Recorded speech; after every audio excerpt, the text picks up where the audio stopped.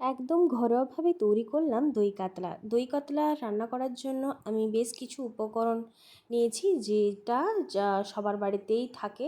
সেরকমভাবে খুব সাধারণভাবেই কিন্তু দই কাতলা তৈরি করে নেব। তো এখানে দই কাতলা করার জন্য বেশ অনেকগুলোই কাতলা মাছের পিস নিয়েছি। এরপরে আমি একদম অল্প করে হলুদ দিয়ে মাখিয়ে নেব। প্রথমেই লবণ দিয়ে মাখানো ছিল, তাই এরপরে আর লবণ দিলাম না, শুধুমাত্র হলুদ দিয়ে মাখিয়ে নেব।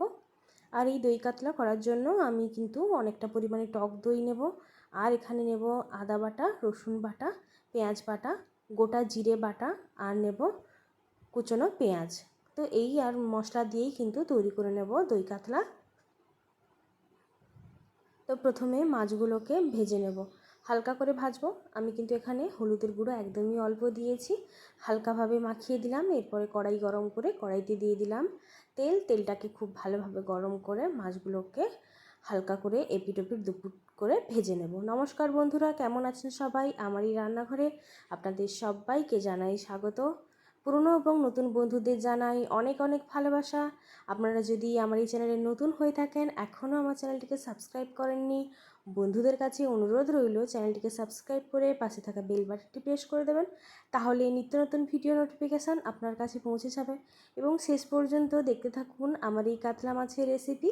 আর অবশ্যই কমেন্ট করে জানাবেন কেমন লাগলো আজকের এই রেসিপি। তো এখানে আমি কিন্তু মাছগুলোকে একদম হালকা করে ভেজে তুলে নেব। দই কাতলা করার জন্য আমি কিন্তু সব রকমেরই পিস নিয়েছি, মানে পেটি থেকে শুরু করে গাদির পিস, সমস্ত পিস নিয়েই কিন্তু আমি দই কাতলা তৈরি করব। তো বেশ বড় সাইজের কাতলা মাছ ছিল, তাই জন্য কিন্তু খুব ভালো চর্বি হয়েছে, আর খেতেও কিন্তু খুবই ভালো লাগে এই বড় সাইজের কাতলা মাছ দিয়ে দই কাতলা করলে। তো এখানে আমি হালকা করে ভেজে মাছগুলোকে এক এক করে তুলে নিচ্ছি। বন্ধুরা, ভিডিওটি স্কিপ না করে শেষ পর্যন্ত দেখতে থাকুন কিভাবে কিছু সামান্য মশলা দিয়ে তৈরি করে ফেলবো দই কাতলা। বাড়ির তৈরি এই দই কাতলার স্বাদ কিন্তু খুবই ভালো লাগবে। অবশ্যই আমার মতন এইভাবে দই কাতলা তৈরি করবেন। সমস্ত মাছ কিন্তু এক এক করে আমি ভেজে তুলে নিয়েছি। এরপর ওই মাছ ভাজার তেলে আর একটু পরিমাণ তেল দিলাম, তেলটাকে গরম করে নেব। এরপরে দেব কড়াই গোটা গরম মশলা।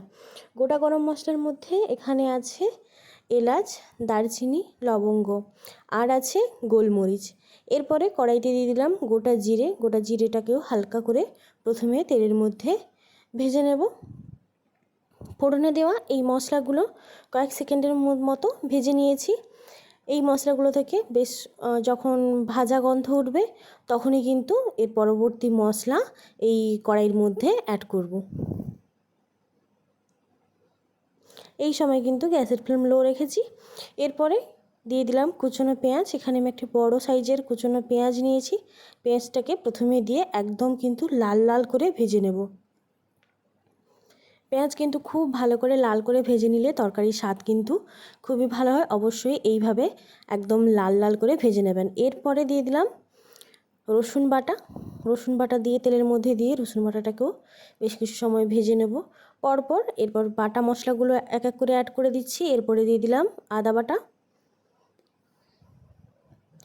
সমস্ত মশলাগুলো কিন্তু খুব ভালোভাবে ভেজে নেব। এরপরে দিয়ে দিলাম পেঁয়াজ বাটা।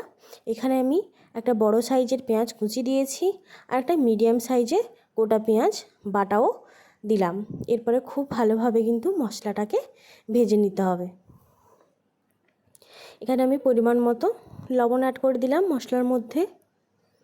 একদম মাছের তরকারির মতনই লবণ এখানে দিয়ে দিলাম।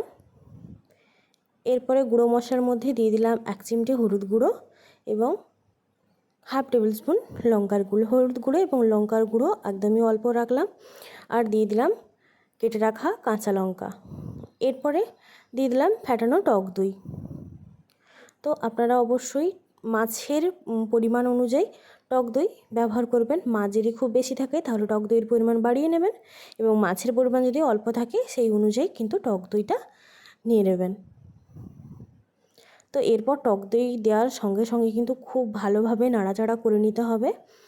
আমি কিন্তু এখানে খুব ভালোভাবে নাড়াচাড়া করে নিচ্ছি টক দইটাকে।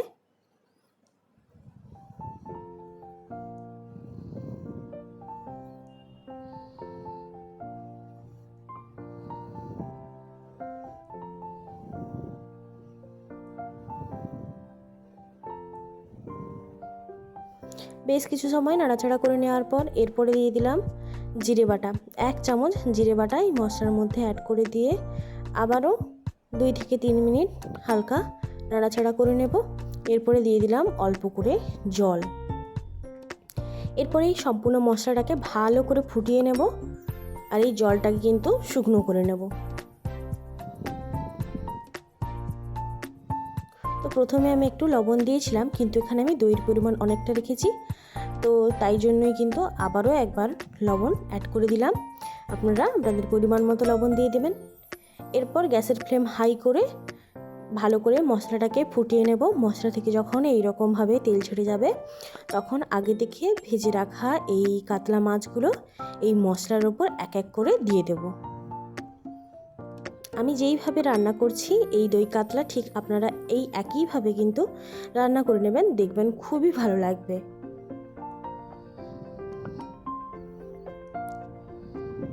তো সমস্ত মাছগুলো কিন্তু এই মশলার ওপর দিয়ে দেব আর অল্প করে জল দিয়ে দেব। জল দিয়ে মাছগুলোকে হালকা নাড়াচাড়া করে নেব, দিয়ে ঢাকনা দিয়ে ফুটিয়ে নেব খুব ভালো করে। জল দেওয়ার পর ওই 5 থেকে 7 মিনিট ফুটিয়ে নিলেই কিন্তু তৈরি হয়ে যাবে দই কাতলা। তো জল দিয়ে গ্যাসের ফ্লেম হাই করে ফুটিয়ে নিয়েছি।